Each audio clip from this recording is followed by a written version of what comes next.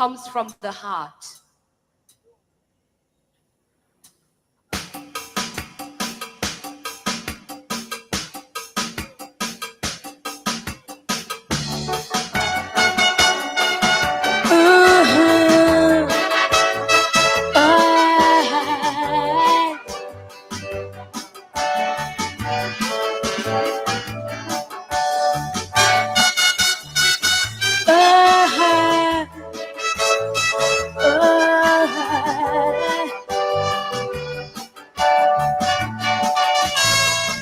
Every day I keep hearing people talking about the state of the world daily. Some wondering what is happening. Where do we go from here? No one could foresee. Some say it's the fault of the leaders. They say they just like oppressors. Some say mismanagement from the damn faulty government. But while they're blaming and blaming, I see more people suffering. Where do we go and how shall we move on? So answer these questions. Why must there be retrenchment among the poor ones who working for few cents to take home to their families? Would someone please tell me why one man could have so much money while the next one day he hungry, trying to survive in his country? And I hear that poor man's cry, how come? Tell me, how come? Oh, how come our country's just going down, down, down?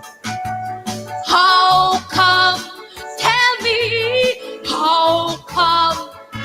Oh, how come this whole world just going down, down, down?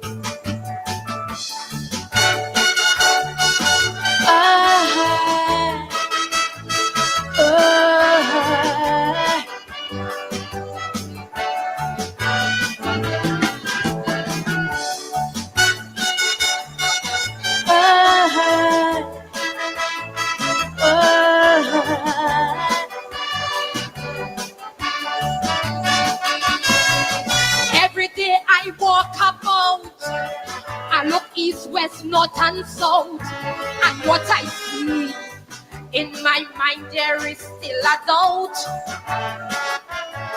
I see vagrancy increase, drugs that wouldn't cease, robberies perform just like in the movie. Some say it's the youths of the nation.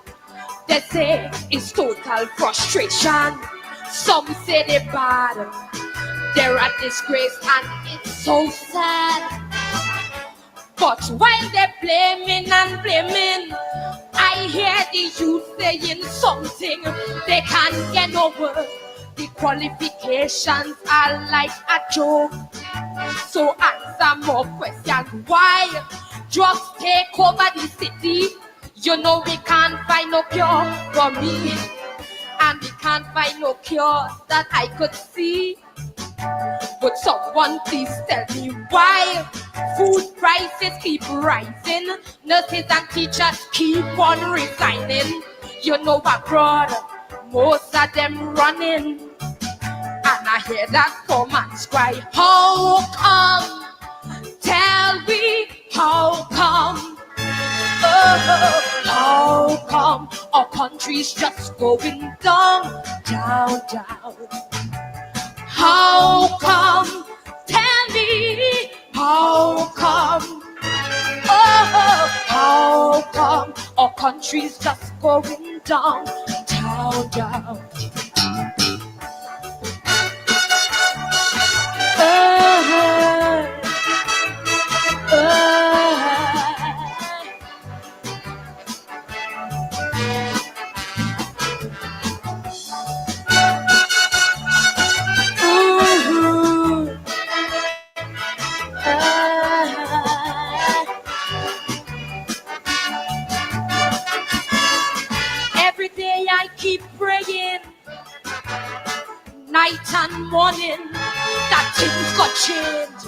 just to end this suffering.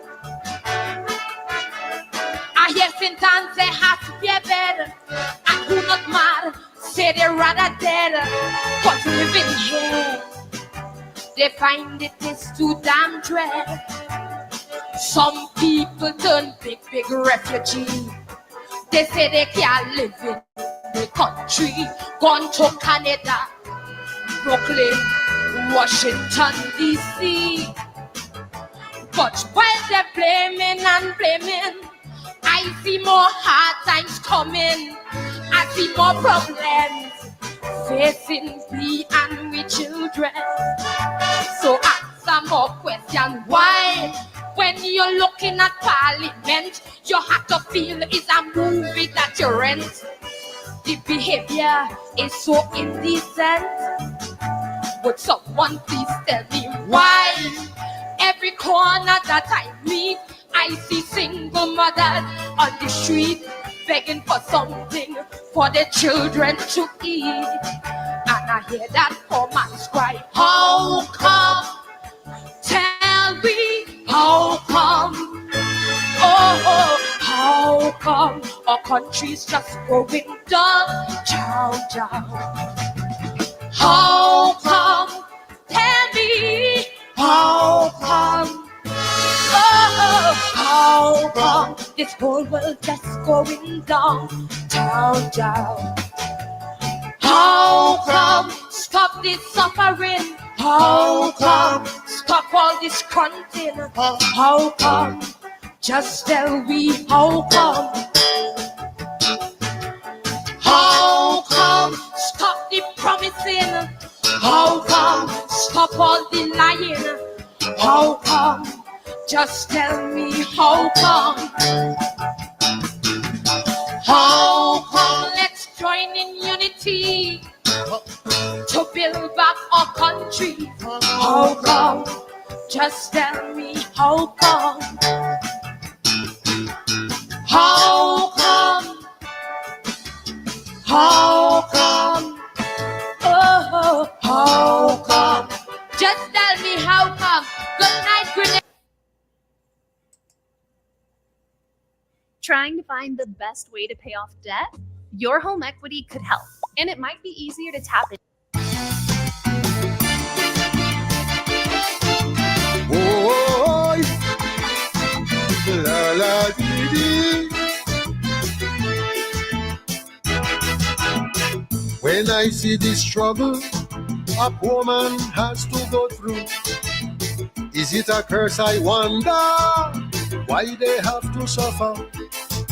To eat from a garbage bin, Lord, it's so embarrassing. Instinctively he survived. He must stay alive. The rich man eating plenty, I said the poor man belly empty, living in poverty, looking for empathy.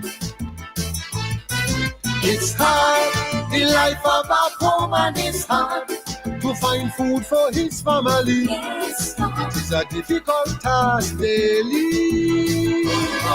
It's hard, the life of a poor man is hard. On his knees you will hear him pray, Lord, please come and help me.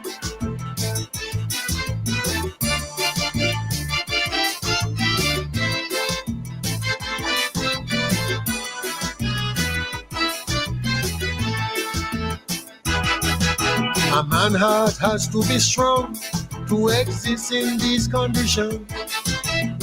He's on the street daily, begging for a penny. With no hope in sight, he continues on to fight. Though with every struggle, he's a losing battle. And when he is not known, he will get up and carry on, and each night he will pray, Lord, let tomorrow be a better day. It's hard, the life of a poor man is hard. To find food for his family, it is a difficult task daily. It's hard, the life of a poor man is hard. and his knees he pray constantly. Lord, please come and help me.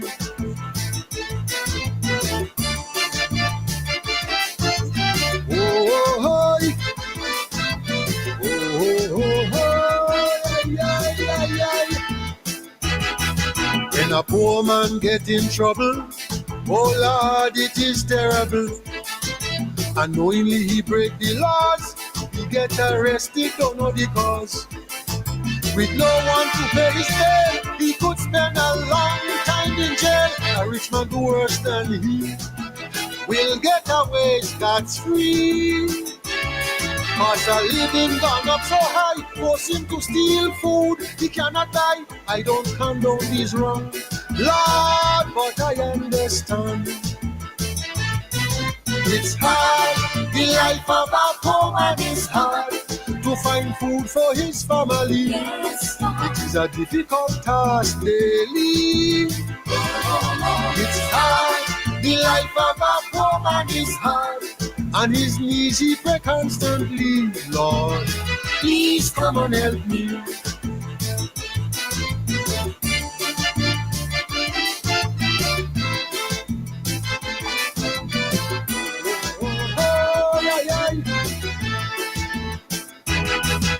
Millions of people today are born and raised in poverty, created by nationalism and selfish men who are greedy.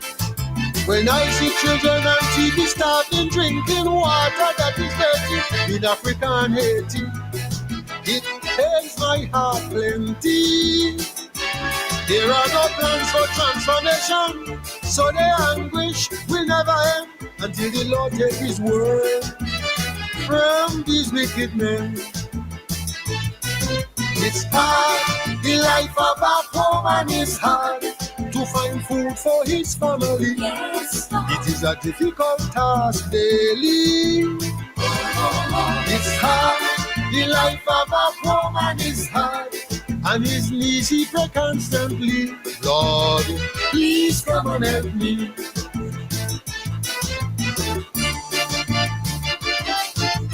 Oh,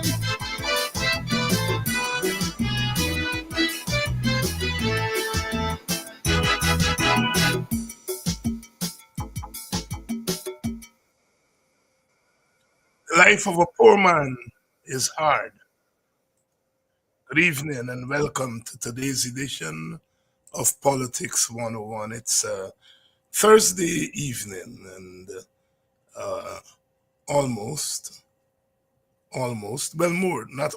more than 2 weeks since the disappearance and then the appearance of the dead body of young Adriana Young.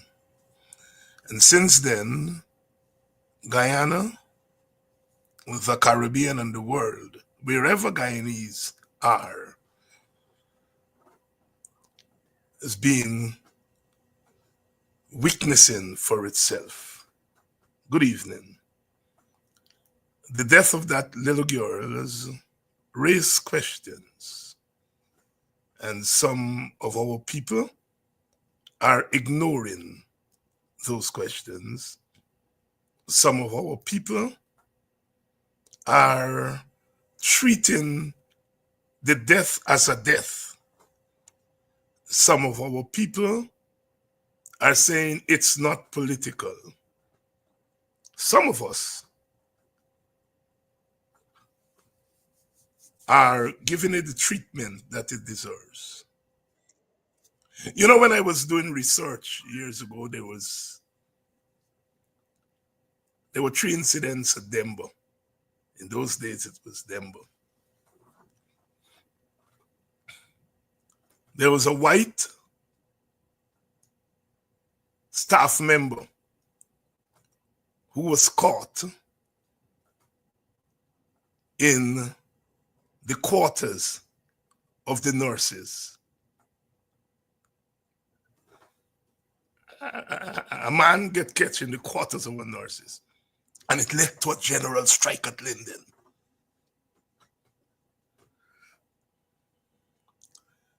There was the Gila to fear. And one of these days I'm going to get into that Linden. Because that Linden is not a 3 cents place. But, you know, you hear people say, well, you know, this child's death is not political and the child would not want this and the child would not want that. The world, Guyana, is replete with an incident sparking something a million times bigger. On the 4th of April 1968, when the Prince of Nonviolence in America was murdered, was shot at the Lorraine Motel in Memphis. The Prince of Nonviolence, Dr. Martin Luther King Jr., was murdered. 200 American cities burned. Burned to the ground.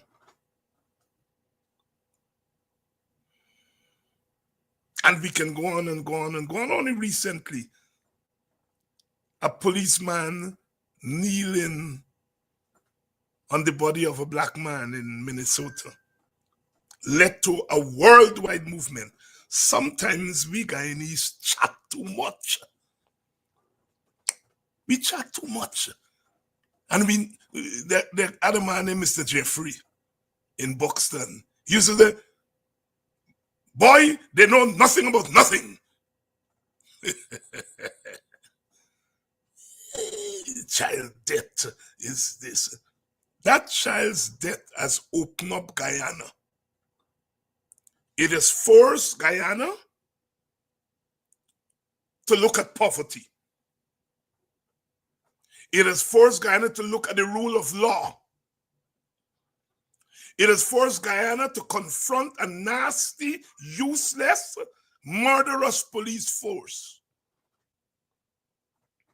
It has forced Guyana to confront the distribution of wealth. Is it equal or not equal? The incident, but no matter where with the French, you know, and the Latin, he used to call it the occasion for the struggle, not the cause of the struggle. That child's death is not the cause of what's happening. It's not the cause of the demonstration. It's not the cause of all the things we're seeing. That child's death was the occasion, the spark for something that has been simmering there just below the surface. And a few of us have had the courage to warn that one day that thing will blow up. A lot of us didn't want to say it because we have a government that is ready to lock you up for doing analysis. And we have been here for the last 2 weeks doing some analysis and trying to explain what is happening in real time, because it's difficult. It's difficult to explain political and social motion in real time. Often, historians would wait a decade, 2, 3, 4, 5 decades, and then go back and look at it. It's very difficult to, and I admit that what I am trying to do is a very difficult thing. Because for a lot of people, all they see is a child was killed, and they are protesting that. But sometimes what we have to do, what we are called upon to do, as Brother Yussi said, is to take the people's experiences, refine them, and give it back to them as political nourishment. And that is what I've been trying to do, and Nandal threatened to lock me up for that. But I will deal with that as we go on. It is difficult to make sense of things when they're happening. I understand that. But we have to try to explain it. We have to try to explain it. There is what we in political science call levels of analysis. There is the personal level, the family level. They lost a child. Then there's the technical level. What the post-mortem said, what the post-mortem didn't say, what the police should do, and all that technical stuff. Then there's the reaction to the police. Because nobody trusts the police. African people don't trust the police. Indian people don't trust the police. Don't matter what they tell you. It's just that they party in government and they're pretending they like the police. But if the police has been demonized, most demonized in any community is the Indian community. They hate the police more than any other ethnic group. Don't matter who they pretend now, because the police protecting their government. So they're pretending that they like the police. But if Indian people so like the police, what they don't want joining it? What they don't want joining it? Amerindians don't like the police for obvious reasons. The police does not enjoy the support of none of the ethnic communities in the country. And since the police has been so involved in what's going on, there's a level of the police.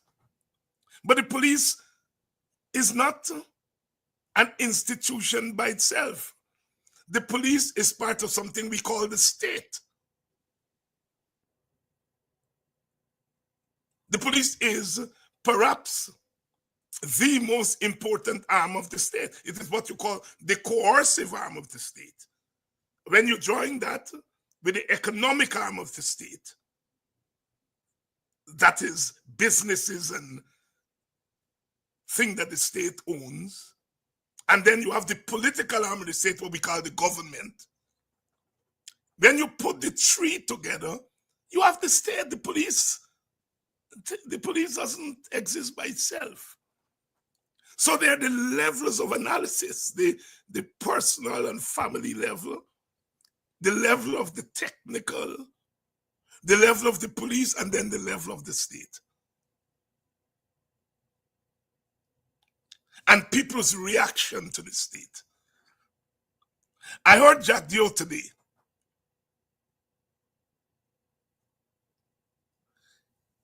And he was talking about the people who came onto the streets on two Mondays ago and take over Guyana for a night. That is what happened. The big bad government, people saying, well, why the police couldn't anticipate and come on the... Why do you all think the police didn't anticipate? The very police that we drive undercover because of what they did, we are expecting that police to come out and confront angry people on Monday night. Sometimes I think our people think we are fools. The police anticipate what was going to happen, but they ran for cover. In fact, they ran for cover because we, all of us, with we candle and so on, and we beating down on them, we chased them. And our mostly young people took over the country for one night. And those in power can't handle that. And those with short sight can't see it. And we get caught up with looting, forgetting that on Monday afternoon, the police came out and shot into the crowd in front of the hospital. So Monday night, it didn't just happen. You shoot people, police shoot live bullets into that crowd. Action, reaction. Action, reaction.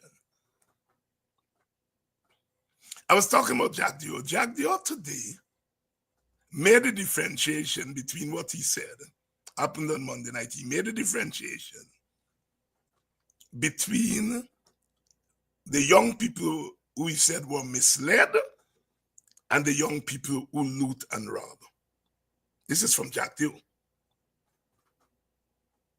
That's what we have been trying to say. When I said that I stand with the scrapers and I stand with the thing, I am making a differentiation between the young people who were setting fires to tires, blocking the roads as protests. I'm making a differentiation between them and the young people who were looting and thieving. Jack Dio chose to call the first category misled. So they were misled by the PNC. But he get it.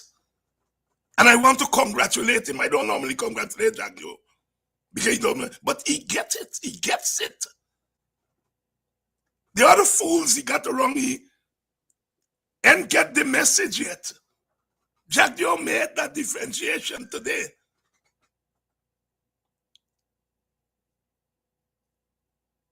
You see, the others try to make it about the looting to really dumb down what happened. And people like myself are giving it a different interpretation. Good evening and welcome to Politics 101. I think you all are well gathered. And Dr. Vincent Adams is with me tonight. You know, Vincent hasn't been on for a little while. I've missed a couple of Friday, Good Friday. Then I went away to Atlanta to Brother UC thing and so on. So we've been missing in action. And so Vincent is here tonight and we're going to be talking a little bit. But I want you all to reflect on what I just said. You know, this thing about this child, they murdered that child. That child can't breathe no more, can't talk. And people are saying what this child would have wanted and what this child would have wanted.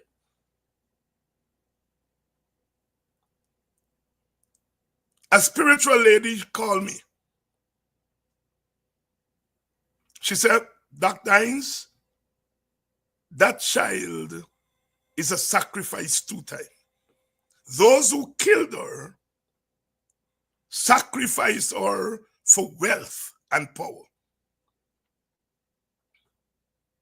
She said, but the unintended consequence is the child's death has become a sacrifice for good in Guyana. So she said that child has been sacrificed for bad, and there's a reaction in which that child has been sacrificed for good. That child's death is not just bad sacrifice, but it's been a sacrifice of good.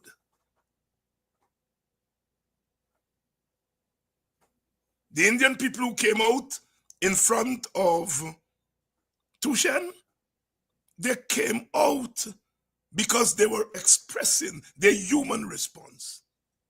How can you do that to a child? There's a human response to it. And Indians came out. And the police, that crowd in front, as Brother Ogunse said last night, that crowd in front of the hotel was rowdy. While they're there, the hotel got burned down, and this got burned down. But the police did not shoot into that crowd because East Indians were in that crowd. The minute East Indians came off the road, now you move from Tushen to Lenora because black people now got other grounds with the state.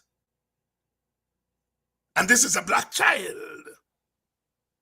And black people know that the black child is in danger. So they move from Tushen to Lenora. Indian people say, that ain't we story by here. And the minute they move to Lenora, the police start shooting. Thank God for Gunse. Police didn't shoot. Why you all notice that? The police was trying to disperse the crowd while they're covering up or going on. They didn't shoot in Tushan because Indian people were out there. The minute you move to Lenora, they start to shoot late at night. Then they move in front of the, and they start to shoot. By which time, as Bob Marley said, freedom comes one day. I saw John Brown heading into town. John Brown never want to see me succeed. And so I shot the sheriff. People reacted. They reacted to 2 nights of shooting into the crowd. They reacted to shooting the crowd the week before in Linden and killing Forgenet. The analysts, they're all, and what they couldn't understand is Indian people were not targeted on Monday night. And you hear them, oh, some Indian man, Larry. One Larry. Indian people were not targeted. Indian people were not beaten. But Jack Dio call the poor boys them, they target Chinese restaurants and Chinese supermarket. And we are going to do an analysis as to why. Because all those of you who are talking about things, a lot of you are targeting Chinese supermarket.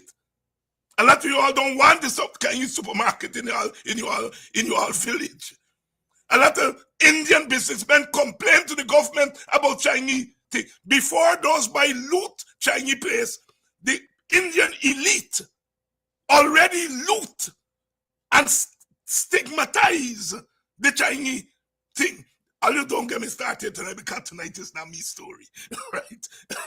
And I noticed Dr. Adams rake back and think. But if he believe me gonna do it tonight, no, tonight is he night for talk. Dr. Adams. Hey, good night, Dr. Hines, and good night to our wonderful audience as usual. No, I was enjoying your narrative there, and not only did they not shoot in Lenora, I mean not in Tushan.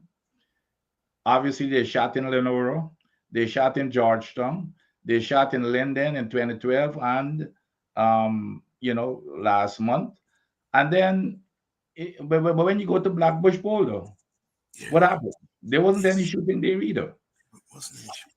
And there might even be more communities where they had these protests in Indian community, but I've never heard of any shooting in an Indian area. But it just seems to be modus operandi, in terms of probably part of their standard operating procedure, that they've got it in certain tongues that they ought to shoot. But Dr. Hines, obviously we all mourn this tragic death and heart-wrenching death of this young lady. But even as bad as, or even worse, it's not about the death. Like you said, things happen for a reason, okay? And this young lady might have very well been a martyr for the attention that she's brought to so many issues that has been been hidden, but it's now brought to the surface. But the issues is not, even if you move from the death, which is tragic and bad enough. But the other scandal, the major scandal, is the barefaced cover-ups from bottom to the top, right up to the president. This just can't be coincidental that you had over, I would say, at least 12 supposedly they want to let you believe that it's just a coincidence. Starting from the police, the ranks, and the commander saying that they've got a video showing that the girl left. They're preventing the people from going in to do a search. They're stopping them from, he's sending them home. And I mean, then you got 5 searches, nothing, including, by the way, critic. And then Ali suddenly becomes the chief, the chief autopsy, the chief autopsy officer declaring that there was no foul play, and saying and lying about it to say that that's what they came out of the autopsy review, which was a blatant lie. And then today, up to today, Dr. Hines, was it today or yesterday, the attorney Todd asked for a meeting. This Yeah. is last night. Last night I saw the prime minister said, when he was asked specifically about the preliminary report, he said the police have it, and anybody who wants it could go get it. Well, the attorney was there. First of all, the crime chief refused to even attend the meeting. Yeah. Under normal circumstance, you would have a a press conference every single day from the police. Nothing of the sort. The crime chief refused to attend. The commissioner attend, and he asked him about 10 questions, and every single question said he doesn't know, and he denied having that report. Since all of these, then they now have decided to go for their own investigator and then want to call it an independent investigator. Then they're sending samples, and those people should take note of these things. They're sending samples to Mount Sinai. I remember, and if I was feeling well, I would have gone and looked up. It was only a few weeks ago Mount Sinai signed a big deal with the government of Guyana. Pim pim. Pim pim. Mount Sinai signed a big deal. So they went ahead. They're not taking it in. They really don't care what the victim wants, what the girl parents want. They're just going and doing everything that they feel that they want to do. Then you hear this nonsense about this narrative where you couldn't see the body. And hell, we just had this kid who died in Linden in a pool. And I saw folks move away as far as possible from that pool and was still seeing the body at the bottom of the pool. So it's all of those things that they believe that people are stupid, Dr. Hines. But people decided that we will not continue to have any of it. So the people took to the street. And I can guarantee you that the intention was not to go initially and do what they did, but they were reacting to the police reaction. When the police started shooting, and they said, it's but they terrorize people in the black areas, but don't do the same thing in the Indian areas. So this whole death here and the reaction to it by the government has brought out a lot of issues that has been under the rug, that is now coming to the surface. So things happen for a reason. And what the one thing you see, this government, and this is how authoritarian government operates, and we see it in Jagdeo especially. They bring up stuff and they hope it's going to go away sometime. We cannot allow, Dr. Hines, we cannot allow this to just die away. That's what they're hoping for, that this thing will die away. And we cannot allow it. This year, we lost a future Guyanese. Who knows what her potential would have been? She just took common entrance. Who knows what we've lost there in terms of value to our country? But we've got to keep the eye on the prize here, and don't let them get away with all of these shenanigans. We need to keep the pressure on.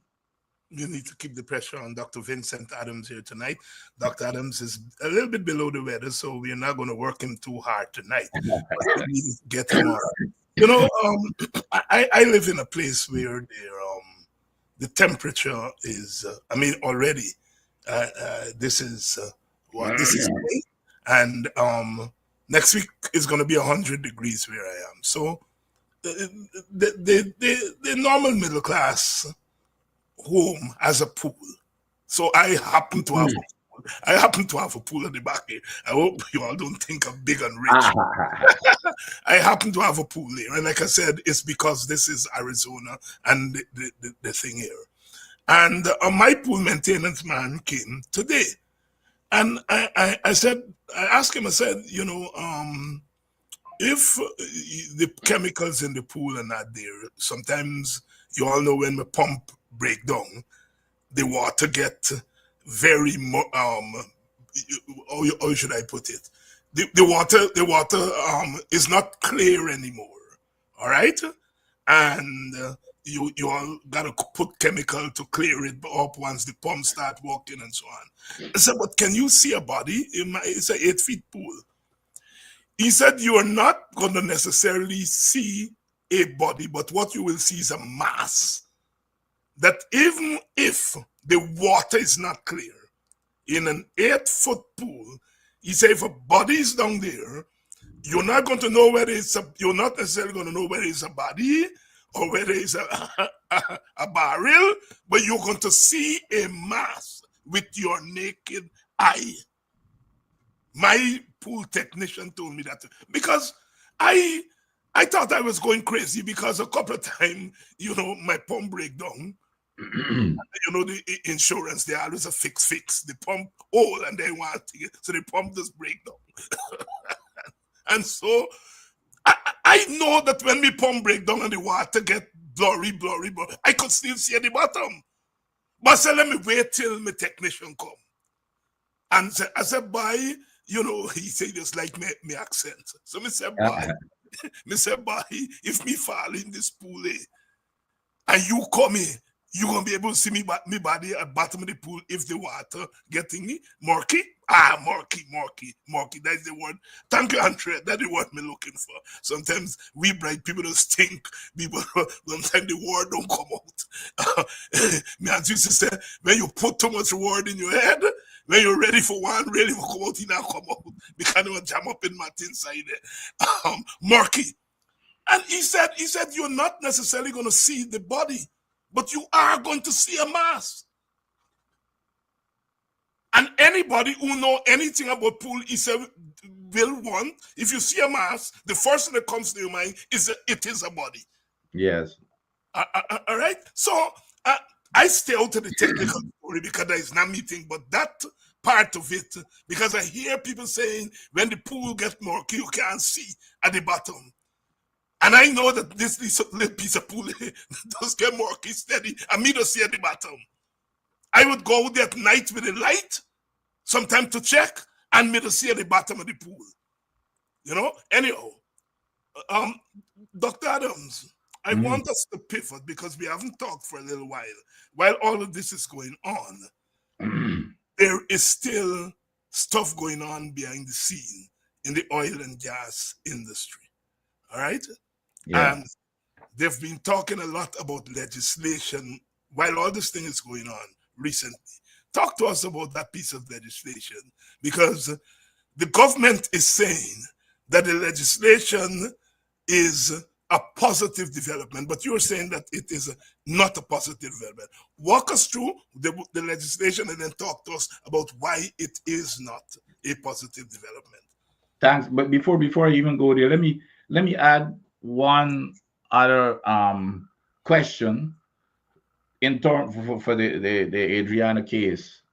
What they said that they fired 2 police officers. Mm-hmm. What was the reason for firing them? You don't just go fire them. What did they do to be that egregious that they were fired? The commander, they decided that they were going to transfer him, and then because of the pressure of the people, they decided to send him home on admin leave. I'm sure he's getting paid and all this kind of stuff. But that's the other question we need to ask. They need to say, what did they fire these 2 officers for? What did they do? We need to know that, Dr. Hyde. But anyway, coming back to this legislation, and our listeners and readers may have recalled, even I wrote an article a few months back last year when they were talking. It's over a year now. We've been going through this. We've been enduring this Jagdion and Lad thing about this oil spill legislation, and they couldn't come up with anything.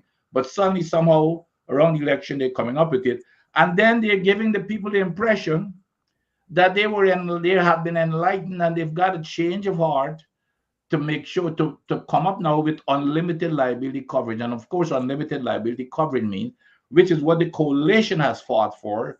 We had put it into law during the coalition administration that Exxon, the EMGL that runs, which is a subsidiary of Exxon, has no assets.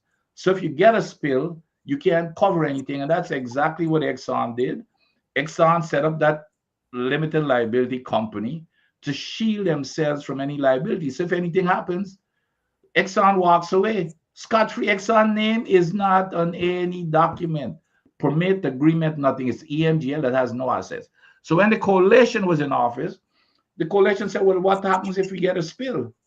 And we, anyway, after all the back and forth, we decided that the parent company, which is the big boy, Exxon, who is the father company, has to sign up to say they will cover the deep pockets, they will cover whatever spill exists, any and all. Those are the language that's in there.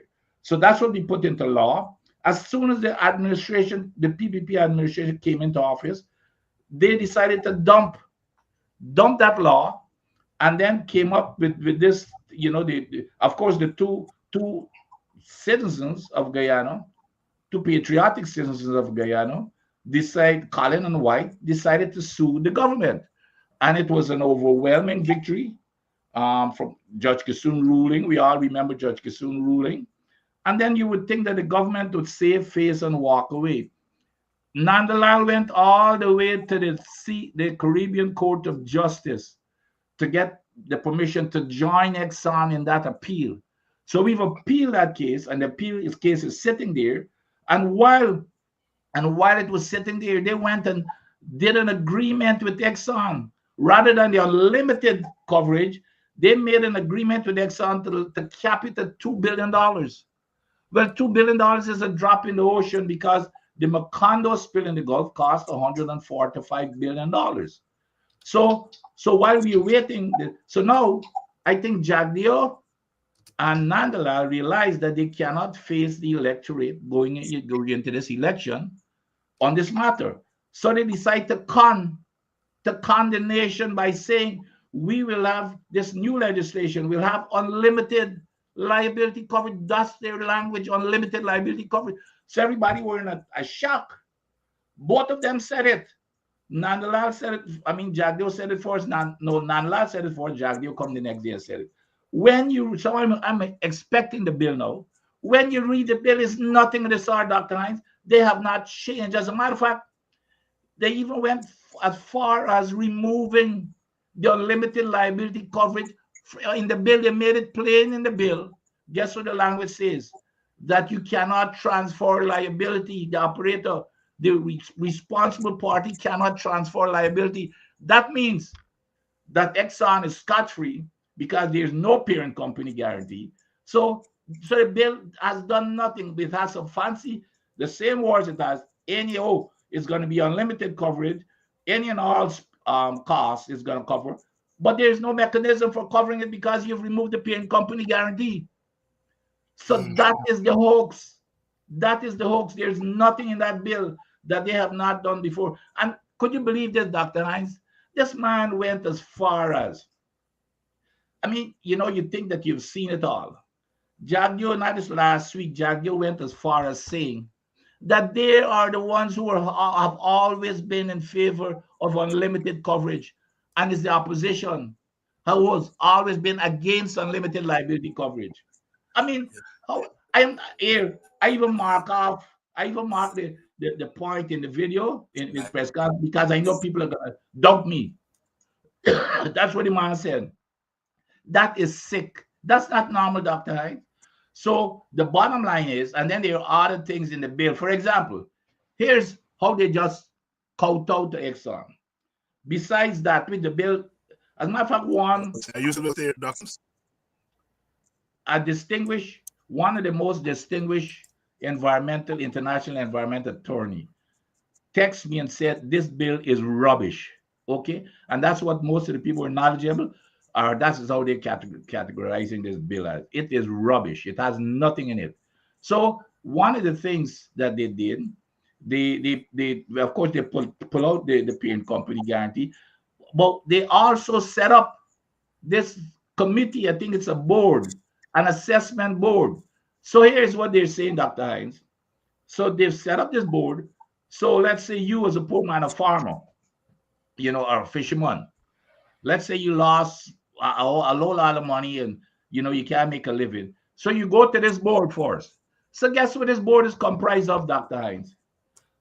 Somebody from the EPA, somebody from the Ministry of Natural Resources, and guess who's the third person? From Exxon.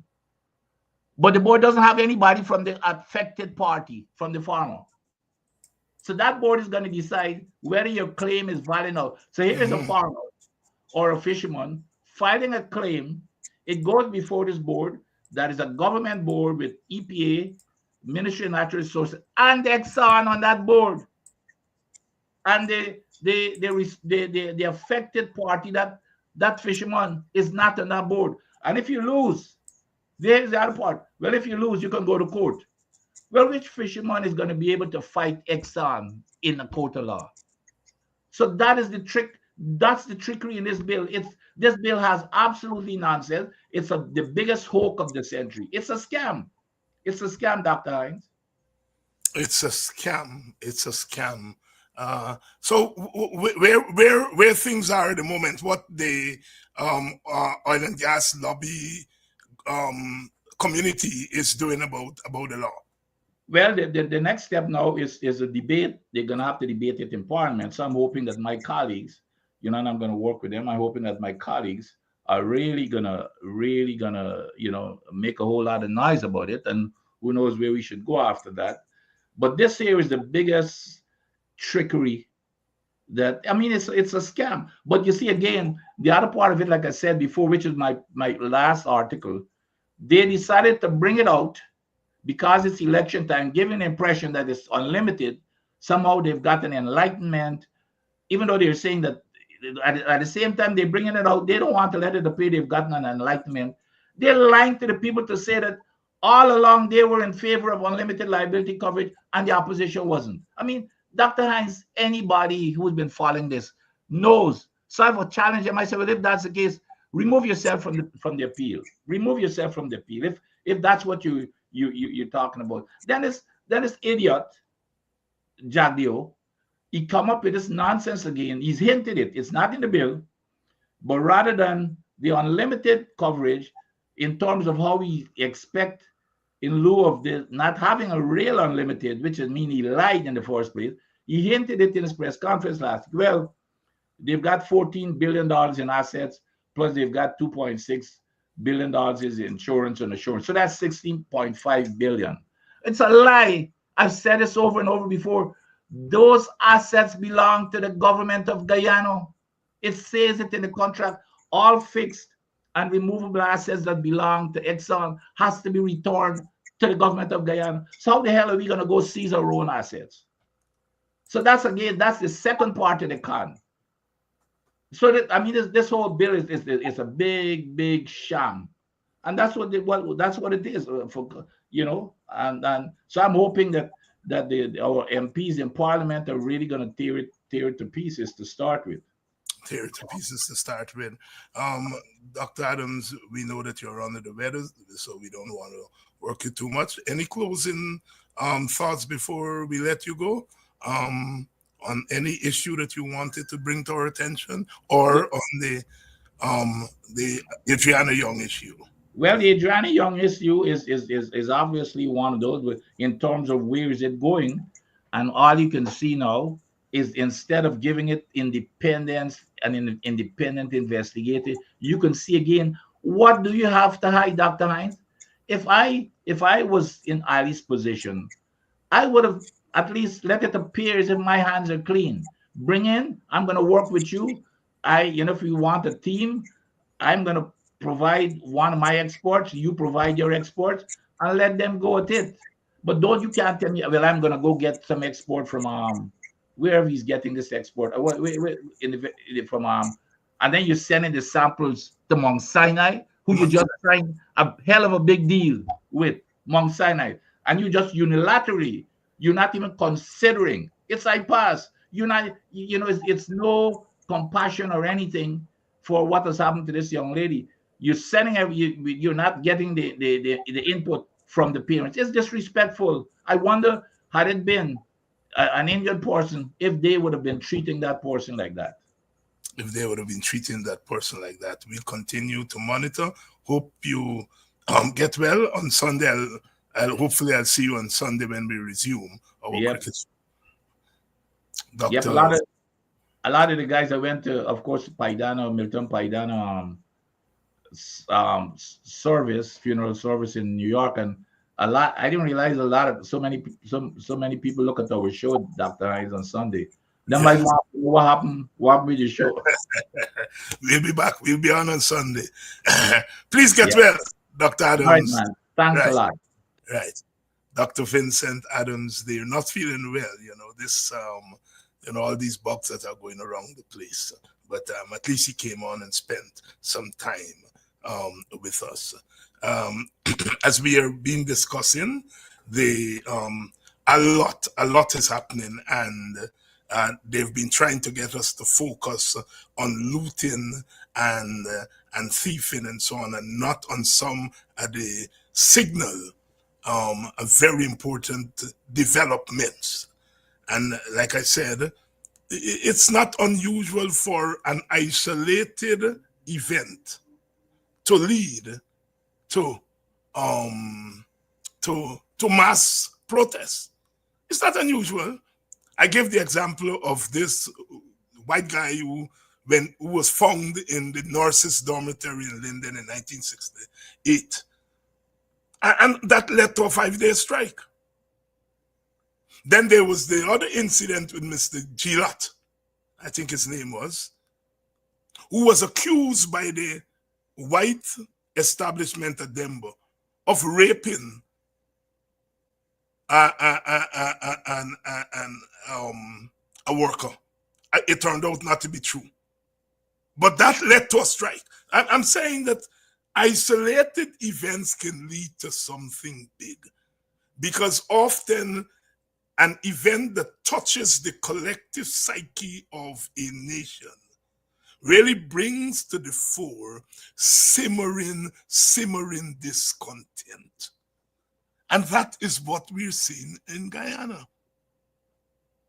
So to isolate this thing to looting and thieving, and as if the looting and thieving itself does not have a larger origin. As I was saying before Dr. Adams came on, if the looters targeted Chinese supermarkets, before the looters targeted Chinese, the Indian business class had already targeted Chinese supermarket and tainted them. That is even worse than looting, because you have targeted them. But a bunch of poor guys target the supermarket and they get charged with terrorism. But the first people to have targeted Chinese restaurants are the Indian bourgeoisie, the friends of the PPP.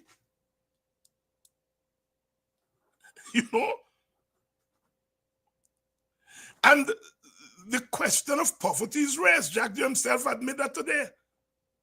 That we have to do much more about poverty. That is why the first thing the WPA thought about, even before we pump a barrel of oil, is poverty. Because we know that poverty is at the bottom of a lot of ills in the society. Nobody wants to see any business targeted and robbed and so on. No, nobody. I think even the young boys themselves, if people went to their house and targeted their house for thieving and looting, they would behave bad. So not even the looters think that looting and thieving is a good thing. That is the easy part of it.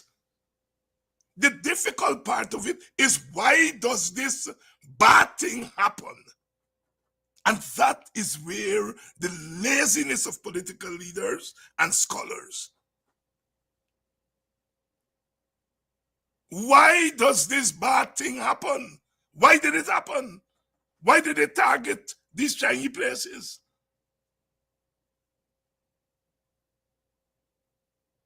And we seek to make the robbing and the thing the story. That is why from the first day I say I ain't send nobody for loot anything that in my business. My business is trying to figure out what caused it. Because if you don't know what caused it, you're not going to be able to solve it. And so taking these boys and throwing them in jail, charging them for terrorism, is not going to stop looting. It is not going to stop looting. If you want to deal with looting, you have to ask yourself, what are the fundamental causes? What are the fundamental causes? Looting and thieving is not a criminal thing only. Yes, it's a violation of laws, and so in that sense, it's a crime. But it's a social problem. It is a social problem. And in our case, a social problem that has political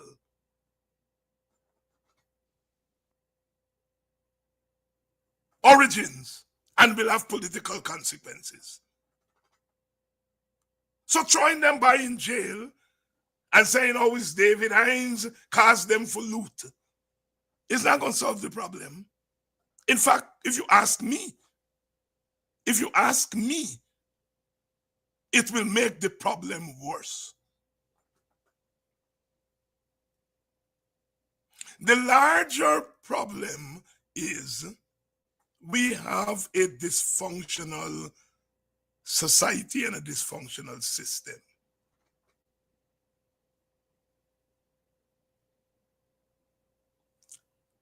That girl disappeared. Had the police acted properly and had they found that girl alive, you may not have had the escalation. I said may. Because I think even if they had found that girl alive, the fact that the people know that there was an attempt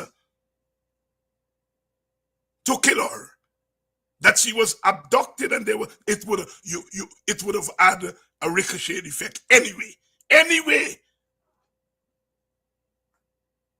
Even if they had found her alive. And see, this is the problem that they are not getting their teeth into. As I've pointed out on this show, there are so many factors that are colliding. The fact that the police can say this 11-year-old girl gone with a man in a car, that in itself is enough to jar on the African sensitivity. Because we know that is how the larger society sees African womanhood. That all we young people into is man and so on. They couldn't come up with any other thing that she gone with a man, an 11-year-old child. So that's an insensitivity. And I look, ethnic disorder in societies like Guyana, or disorder in societies like Guyana, arise from three things. When people feel dispossessed of resources in an ethnically divided society. Once one ethnic group feels dispossessed of resources, you're playing with trouble. That's a fundamental cause of disorder. And African people feel dispossessed of land, dispossessed of the oil resources. When 90% of the oil wealth goes to non-African groups, Africans control less than 10% of the wealth of the country. The contracts less than 10% of the contracts. The license to export gold, less than 10%. Now, the average Joe on the street may not be able to quote those figures to you, but he or she feels it. So there is that sense of dispossession by one ethnic group and also by the Amerindians, although the Amerindians are not as vocal as Africans. So that's the first cause. The second cause is disenfranchisement. When you're denied the vote, or the vote doesn't mean anything. African parties, the party that African people vote for, they're calling for biometrics, they're calling for clean voters. You're not giving it. Those people feel dispossessed. They have no confidence in an election. And the third factor, which is usually one that is not as tangible as the other two, but is more important, is when a group feels disrespected, dishonored. African people, I mean, your dignity when you put a handcuff on people's hand is the dignity you're taking away. When you force them to have to beg your dignity, you broke down their house, you spit in the women's faces. African dignity is being seriously damaged. So when you put dispossession, disenfranchisement, and dishonor, when you put the three together, that's a tinderbox you're playing there with. It's a time bomb. And so when a child is killed under the circumstances, and depending on where you are, you come to your own conclusion. Some said they sacrificed the child. Some say, they raped the child. Whatever it is, it touches a collective nerve. And once that collective nerve is touched, it's like lights go off. Lights go off. The lights just start to flash. The dispossession, the disenfranchisement, the dishonor, all fall into place. And that is what happened there with that child. And the institution that was the face of the state is the most despised institution of the state, the police. And what is happening here is not just the police. As African people, we have to deal with the police being Africans and the police being agent of a non-African government and oppressing African people on behalf of a non-African government. That's a fact and it's there. People don't articulate it every day like I'm doing here. They don't have to. That's not their job. Their job is, if they're a nurse, to go to work and do nursing. If they're a teacher, to go to work and teach. If you're an engineer, go to work and do your engineering. If you're a mechanic, go and do your mechanic. If you're a housewife, to take care of your family.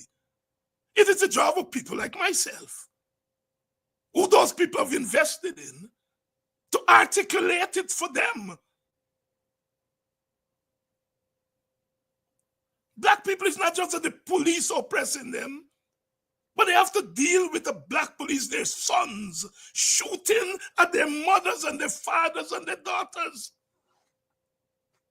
And that institution was the face of the government there on that night. So when those people watch the police, they're not just seeing the police and Adriana. They're seeing a whole bunch of things, and the lights start to flash.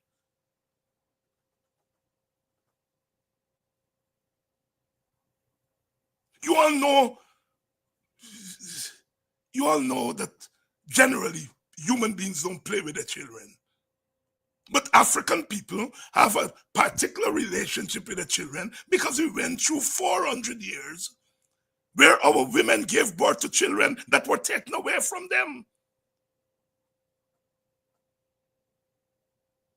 They had to watch their children being raped by slave masters and couldn't do anything, mothers and fathers.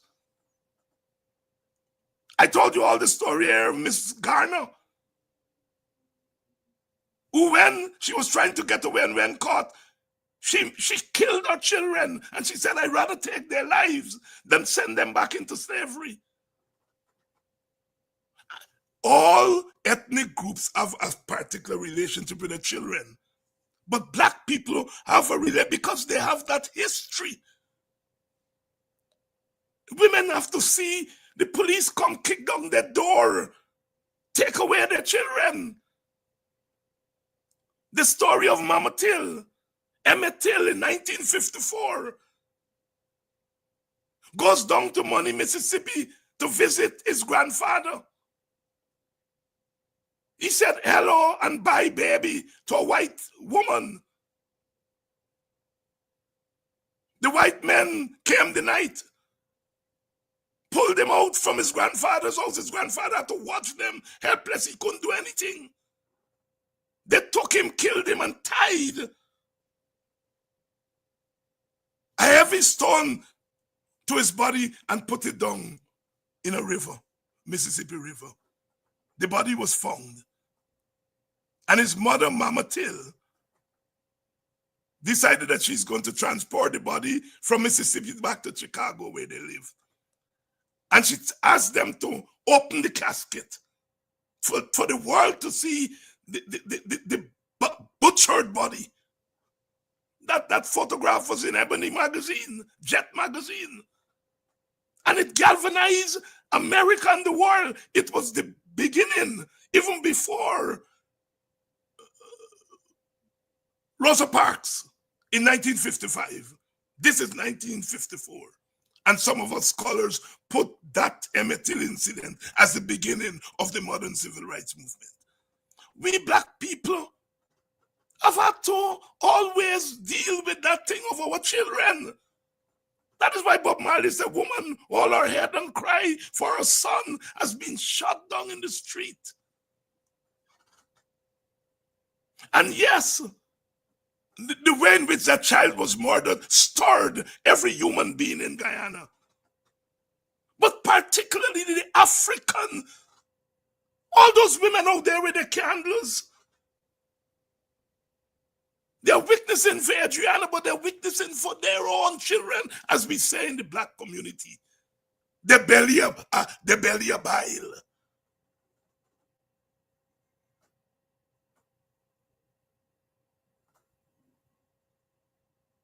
These people don't understand what is happening around us. And some of them are lazy. Some of them innocently don't understand. But they don't want to listen to those of us who have made this thing our life's work. When I got to Howard University, Dr. Woodward, I came over from University of District of Columbia. Low working class university that Marion Barry created. In those days, I paid $345 a semester. And when I got to Howard, Dr. Woodward said, I'm giving you a challenge, David. I just said, what's the challenge? He said, I want you to be the first UDC graduate to graduate from this department with a PhD. And I asked him why he's giving me that challenge. And he says, because part of our task here is to produce people who are going to study black people experience. And we want more of you. And I took up the challenge and I became the first graduate from UDC to get a PhD from the political science department at Howard. And not what that professor told me, that we need more black people to study the people's experience. And that is what people like myself have been doing. It is not that we are brighter than anybody else. It's that this has been my life's work, to look at black people experience all over the world and try to make sense of it. So when you saw the Indians in front of Tushin there, and you saw African women, they're all women responding to a child, but the African women are responding to something that is different from the Indian women. They're the same, but yet different. An Indian woman doesn't go to bed every night thinking that her son may not come home. As a child, think. Me auntie never went to sleep if I didn't go home, if we didn't go home. And that has been the experience of the black woman. Always thinking, what is going to happen to your child? It used to be the black male child. It is now all black children.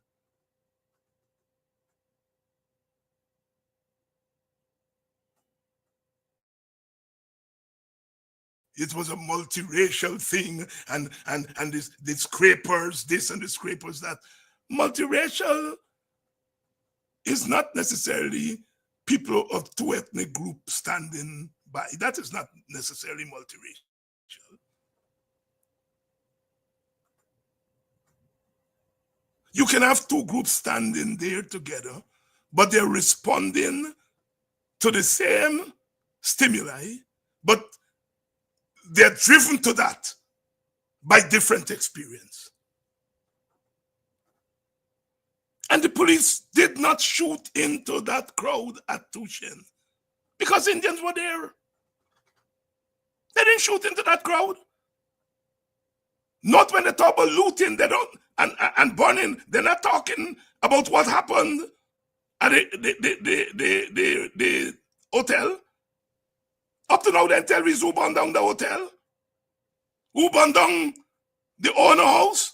They're not dealing with that at all. The looting, as far as they're concerned, only happened in Georgetown on Monday night. They're not calling the burning down looting because Indians were there. It can't be looting because Indians are there.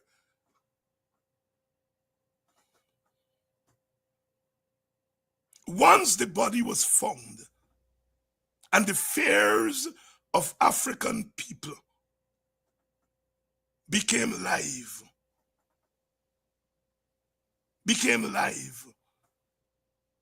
everything just clicked. And the flashing, and they moved down the road to Lenora. The Indians didn't come down the road to Lenora. And they shot at that crowd to disperse it. There was no looting.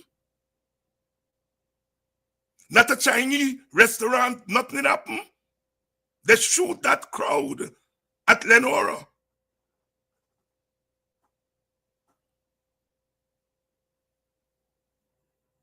And then the theater moved to Georgetown. And those people are in front there.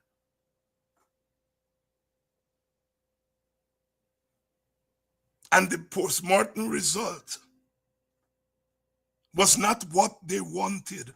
And their distrust of the institution went, it's like your blood pressure going up. It's not whether they're right or wrong. They can't know. They didn't go to school to study post-mortem. All they know is that they're hearing from a government and a police that they do not trust. And they raised their voices. That's all they did. And the police shoot at them again. Oh my God. Oh my God. If the police did that to Indian people would loot they would take to the streets. Some of them would loot, some of them would burn road, some of them would burn, as they have done in Guyana. But when black people, when their natural response to being shot at by the government, because police will not shoot into a crowd without the approval of the political government. The police is not an autonomous organization. In some countries, the police and army are autonomous. In the old Latin America, the army, and in Africa, the army used to be autonomous. That's why in those places you had a lot of coups, because the armies were not linked to the political government. So that's why you would have coups in those places. But our police and army are civilian-led. And the army would not shoot a bullet if it thinks it will offend the government. And the government doesn't have to tell them shoot. They know that if they shoot, when they would have shot in the past, that the government protected them. So they shoot. They shoot with the tacit approval of the government.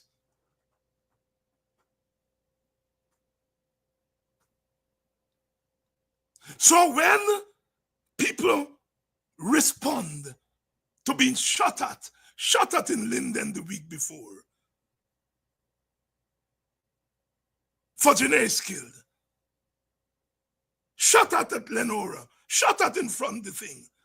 Oh my God, their response. And when people respond, they respond to what is near them. They didn't go to Guyana and raid for guns. They look around them and what they see are all tires. They see the road. They respond with what is around them.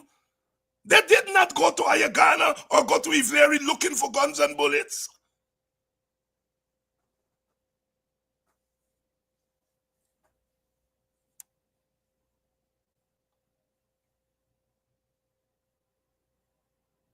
And a subset of them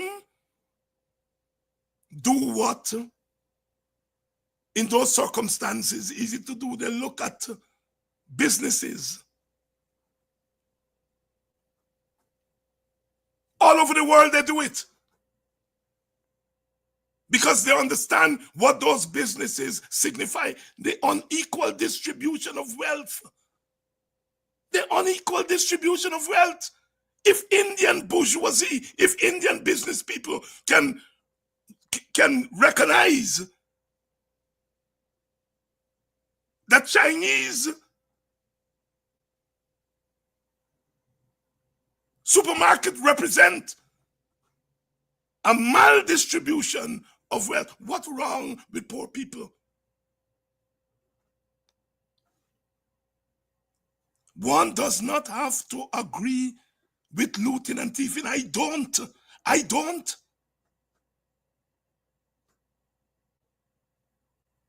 But that does not mean I must not make sense of it. I must not look for the origin of it.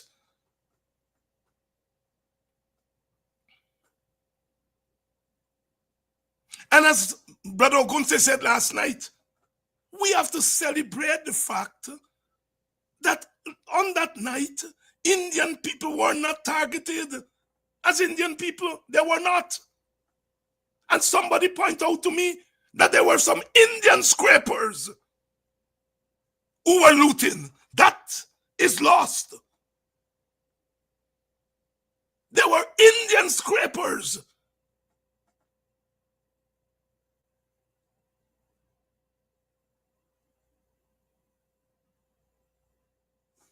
Instead of seeing it as a failure of the system, they see it as that something. Last night, night before the last, that man said that when I am doing my program, there's an innate, you know what innate means? There's an innate thing that's come out of me. Innate means that this thing is in me naturally.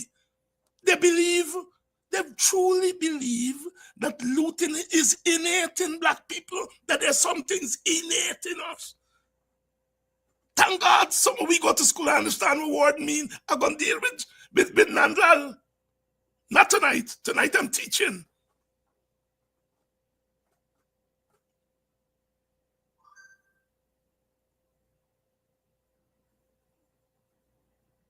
Indian people were not targeted.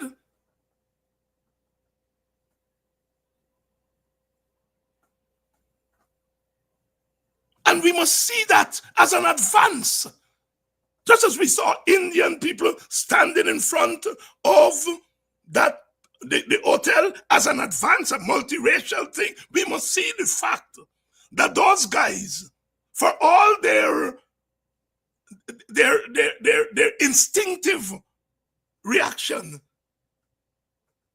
they did not target Indian and beat them up and all that stuff, things that happened in the past. So out of a negative, there is something that is positive. See the positive, talk about it. If you want to rebuke the boys, there are ways of rebuking them rather than charging them for terrorism.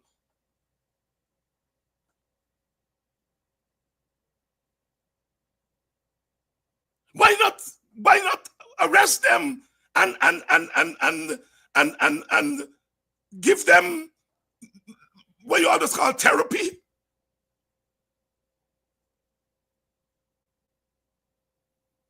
Why not put them in a rehabilitation program? Why not give them jobs?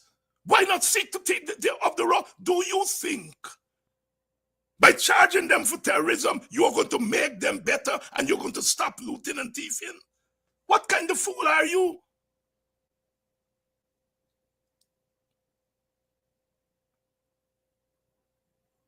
And so therefore, as we talk about the peaceful protesters, those of us with the candle and so on, and then we talk about the militant protesters, those who block the roads as a symbol of resistance, those who burn the tires as a symbol of resistance. As we celebrate them, we cannot isolate the brothers who engage in thieving and looting. We can't isolate them. If the other two groups are soldiers, they're soldiers too.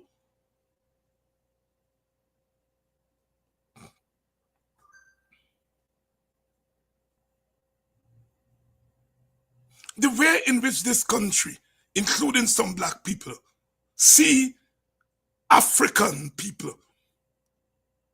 Other groups can burn tire and block roads. You don't hear about it. The police don't go in there. They don't get terrorist charge. If black people do it, it's looting and rioting and mayhem and terrorism. What do you expect people like me to do? To go along with you? I can't. If you are taking the unfortunate condition of my people and using it to turn them into terrorists, I can't go along. I can't go along with you with that. Even if I'm against looting, the minute you are going to turn those boys into terrorists, you lose me. And I knew that's what they were going to do. That's why I refused to condemn those guys. Not because I like what they did. Because the thing about that kind of thing is that when Chinese store and they're no longer to loot, you can start looting your own black man's store. I am fully aware of that. And so one cannot be in favor of looting as looting. But one must be conscious enough to know that that was not looting as looting. That was looting in reaction to something, in reaction to a larger form of looting. So it wasn't looting as looting. And when you are now going to turn them into terrorists, I can't go along with you. I can't go along with you. And no black man of any dignity should go along with you.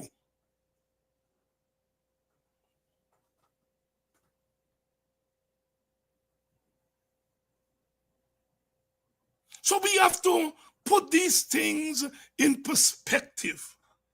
Sisters and brothers, some of us, I know out of frustration we say things, knee jerk, you know, you can protest without looting. You can't order protests.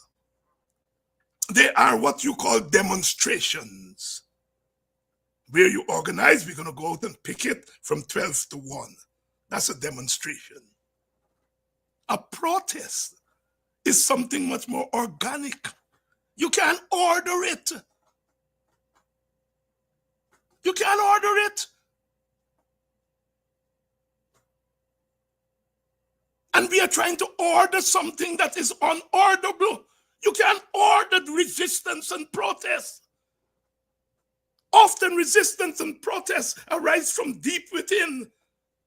And whether it escalate or not escalate is not determined by the protester. It is determined by the response of the state to the protester.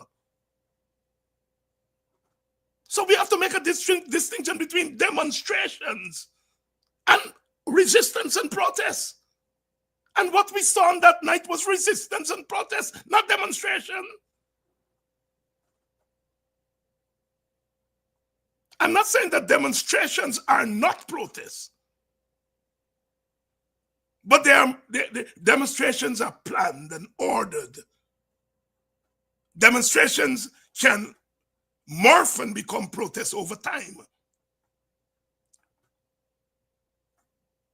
And so people going about and getting off about peaceful protests. You go tell a slave who had been in that plantation for 400 years that he must have peaceful protests. I hear some white boys, some Indian boys, some Amerindian boys talking to black people about peaceful protests. Do you all know what we went through?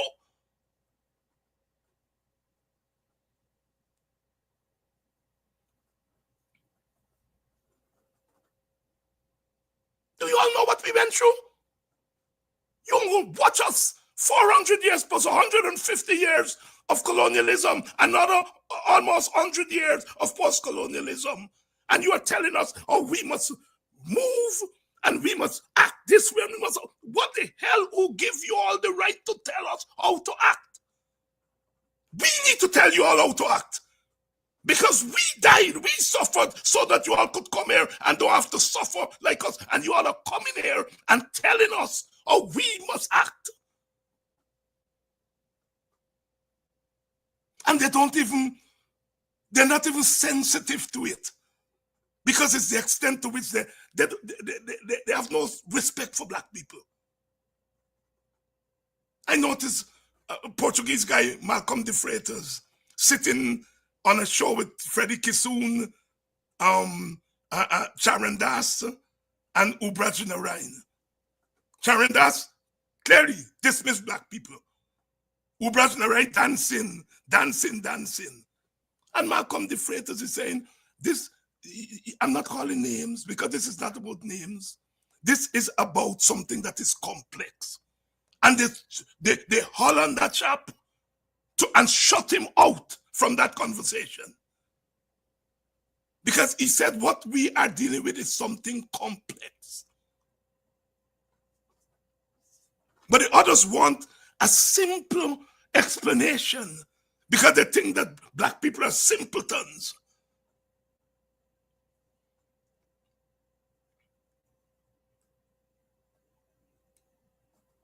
The government cover-up would have been covered up and buried long if African people had not stayed on the streets night after night, day after day. If what happened on Monday night did not happen, there would have not even been a hint of discussion about poverty.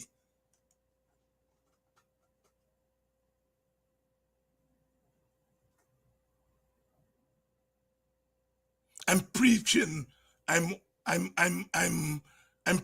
to you all Africans and non-Africans too. Do not allow yourself to take complex, deep things and deal with it in a shallow way. Don't do it.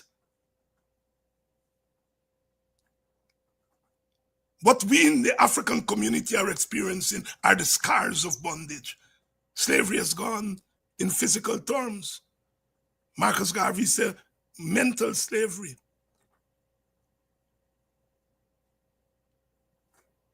Scars of bondage, no chains around my feet, but I'm still not free. And if you're Indian, if you don't study it in books, you don't know it. If you're Portuguese, if you don't study it in books, you don't know it. But the African doesn't have to go to a book to know that no chains around my feet. But I'm not free. Bob Marley left school in primary school, but yet he could pen those philosophical words. We don't have to learn about it in books. We feel it, we know it. Every time we hear the crack of a whip, my blood runs cold. If you're a white boy or you're an Indian boy and you want to stand on the side, or you're a Portuguese boy, you got to read it in books. The first is a real thing. Not because we are better, not because we are worse, but because we have had a singularly unique experience in the annals of human history.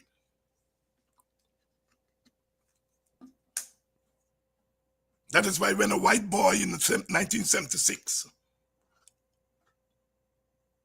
Tony Gregg, a white South African, captain of England cricket team, said he will make the West Indians grovel.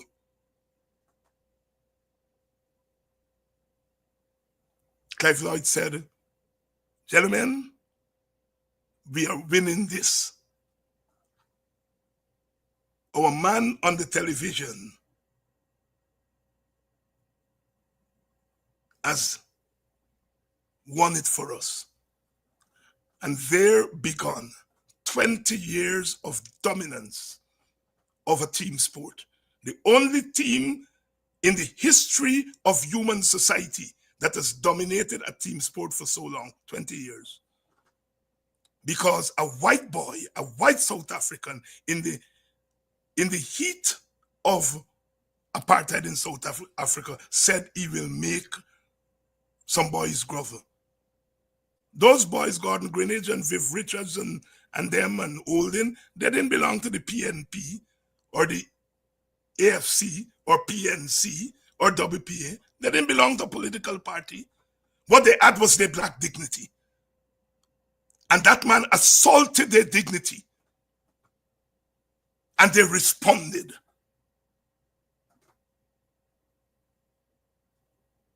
Maybe if he had said that to New Zealand, well, you wouldn't say it to New Zealand cricketers, they're white. Maybe if he had said it to Sri Lankans, they may have been upset, but it will not have driven them. But you're saying it to Africans who they made grovel for 400 years. And these are people who had freed themselves from groveling. And now you're telling them you're going to make them grovel in 1976? And what Graddio and them and the PPP are doing are making black people grovel. They're making black people grovel. And part of what the response to this is a response to the groveling.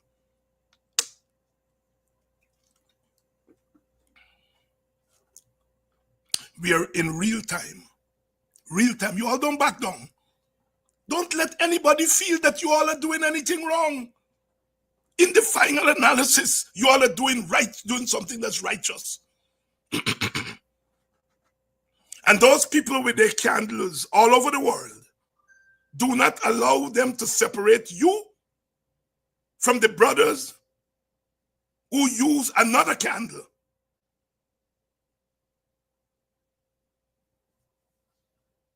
It's all in response to the same thing, our dignity as a people. And if this government wants to have any peace in Guyana, it's not going to become by jailing those young boys.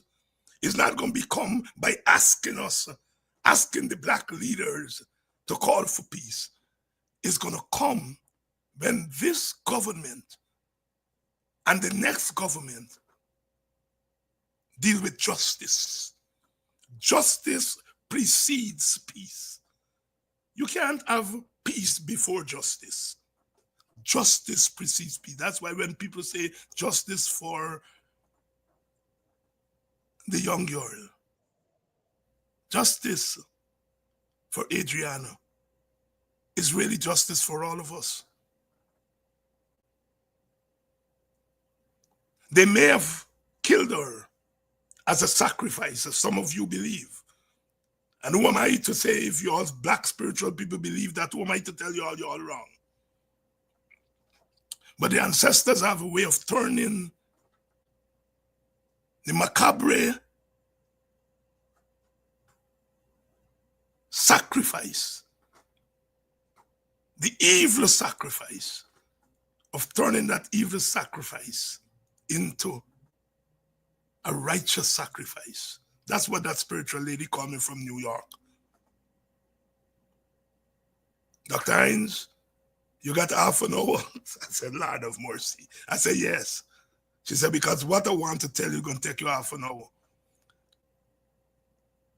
And she said, the only reason it's going to take you half an hour because you're spiritual. If you weren't spiritual, it would take you 2 hours.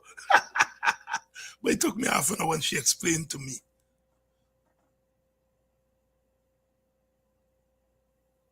So sisters and brothers, you all don't give up. Don't give up. Don't give up. You have people like myself here to help to lift you all up. To help to lift you all up. So that we continue to clean up Guyana. Every time the PPP, the young people tell me that in Guyana, the Dr. Hines, every time this PPP come to power, accident going up, killing going up, domestic violence going up, more bloodshedding in this country than at any other time. And they didn't have to do no content analysis to know that. They see it. Continue, sisters and brothers, not stay away from attacking Indian people. They're not our enemies. Do not get into that business. Anytime Indian people are attacked, we know it's the agents that they plant. They couldn't plant agents at certain times, so you continue not to attack Indian people. They are not our enemies. They're not our enemies. They throw acid on the people. To this day, they have not arrested anybody. And I had to call out my sister Manza because her inexperience in politics showed up. Because she run there because she assumed that, well, it's black people. And she means well, eh? She assumed that it's black people throw the thing. I think the picture showed the boys them look like black men. And so she felt as a black leader, I should go there and give my condolences and what have you. But had she been a little bit more experienced, she should have waited, as people like myself did. Now you're hearing that it's a domestic matter. I don't know. That's what I'm hearing. Nobody's arrested. Now you're hearing that. So, a man, so, it make you look bad. Because part of what it looks like is that you accept the notion that when an Indian is attacked, it can be a domestic matter. It got to be black man attacking them. And you got to be very careful, sister. Very careful. I'm saying what I'm saying, partly to you, but partly to other young politicians who are now coming up. I'm trying to teach you all to take your time. You live in a complex society. So I don't mean it as a put down a man. I know you meant well. But it's inexperience. You have to study your people. I do not believe that black people are natural aggressors. I do not believe they are natural, violent people. I don't believe it. I don't believe it. And it is that feeling, that belief that they're not naturally violent people that leads me to protect them even when they commit violence. Because I'm asking, where the violence come from? What drove it? Because I do not believe that it's a natural thing. So again, I repeat that although even when black people commit violence, I am not quick to condemn them, because I know it is not something natural in them, or as that jackass Nandal said, innate in them. I'm going to see you all tomorrow night. Thank you all very much for staying with us, and we're going to continue to make sense of this, because I don't want my people to be contrary. Brother, you're right, you're so right. I don't want my people to be tricked by mercenaries. It's not me talking, it's Brother Bob Marley. Brother, you're right. Sister, you're right. You're so right. We're going to fight. We're going to fight. Fight for our rights. Africans will liberate Zimbabwe. Africans will liberate South Africa. Africans will liberate Guyana. Because we are so right. Because in every man's chest, there beats a heart. In every man's chest, there beats a heart. Because I don't want you, my people, to be tricked by mercenaries. And they come in all kinds. They come in Indian skin, they come in white skin, and they come in black skins. I don't want my people to be contrary. And that is why I come here night after night to do this, to keep vigil with you. Burnham used to say, watch with me one more night.